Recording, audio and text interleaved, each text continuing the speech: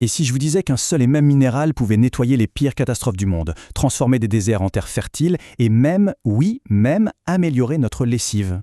Aujourd'hui, on part à la découverte d'un matériau vraiment pas comme les autres, la zéolite. Accrochez-vous, c'est fascinant. Franchement, ça ressemble à un truc de science-fiction, non? Décontaminer du nucléaire, faire pousser des plantes dans le sable et rendre le linge plus propre avec la même chose?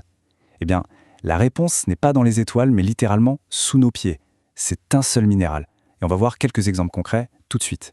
On commence fort. Pensez au pire scénario, Tchernobyl, Fukushima, des catastrophes qui laissent des traces pour des décennies.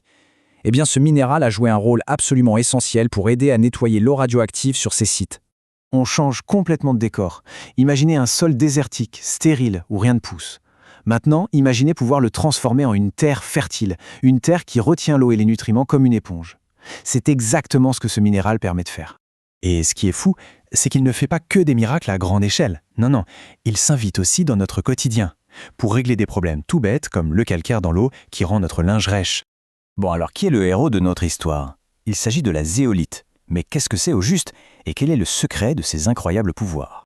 Les zéolites, pour faire simple, ce sont des minéraux qui se forment quand la cendre volcanique rencontre de l'eau. C'est un processus naturel. Mais le vrai secret, ce n'est pas tant leur chimie que leur architecture, leur forme à une échelle microscopique. L'analogie est juste parfaite. Imaginez un nid d'abeilles mais infiniment petit. Une structure en 3 dimensions remplie de petites cavités et de tunnels. C'est cette structure qui est la clé de tout. C'est un véritable chef-d'œuvre d'ingénierie naturelle à l'échelle moléculaire. Alors, comment ça marche ce fameux nid d'abeilles? C'est d'une élégance redoutable. En fait, la zéolite fonctionne comme une sorte d'éponge, une éponge magnétique.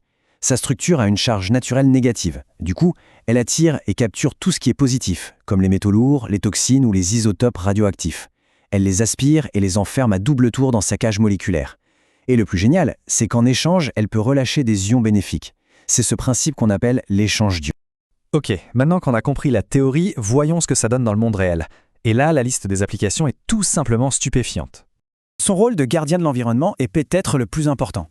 On l'a utilisé historiquement après l'accident nucléaire de 3 Mile Island. Et son pouvoir est impressionnant. Des études montrent qu'elle peut retirer jusqu'à 98% du fer et 94% du plomb de l'eau contaminée. C'est un filtre ultra performant. Autre défi planétaire, la dégradation des sols.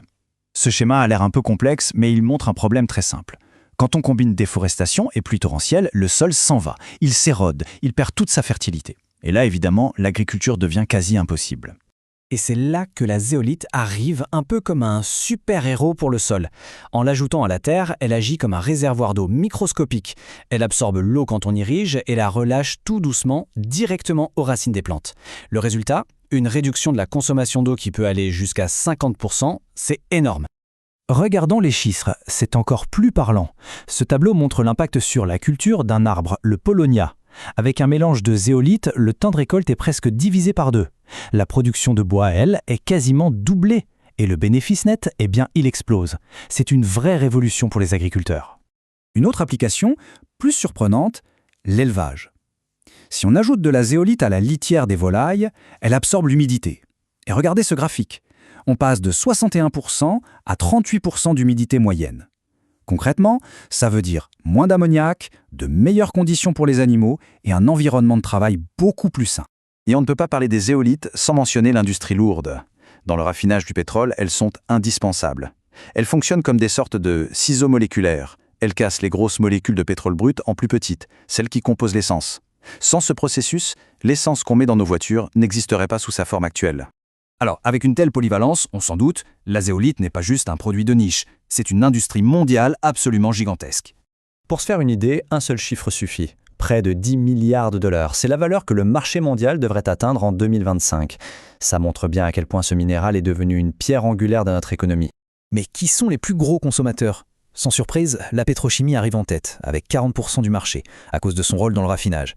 Mais juste derrière, on retrouve des secteurs tout aussi vitaux, le traitement de l'eau et l'agriculture.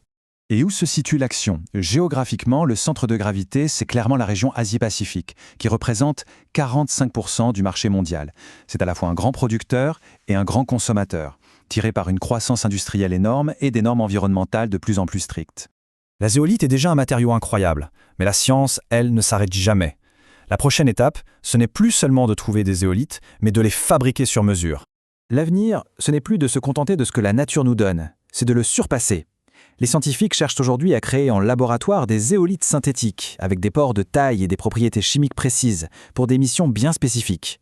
Capturer le CO2 de l'atmosphère, par exemple, ou créer des médicaments plus efficaces.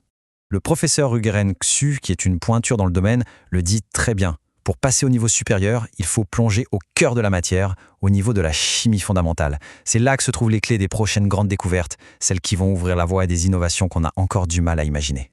Au final, l'histoire de la zéolite nous lasse avec une question assez vertigineuse. Ce minéral, qui n'était qu'une simple curiosité géologique il y a quelques décennies, est devenu un outil surpuissant pour affronter nos plus grands défis. Et ça nous amène forcément à nous demander quelles autres solutions incroyables se cachent encore, juste là, sous nos pieds, attendant simplement qu'on y regarde de plus près.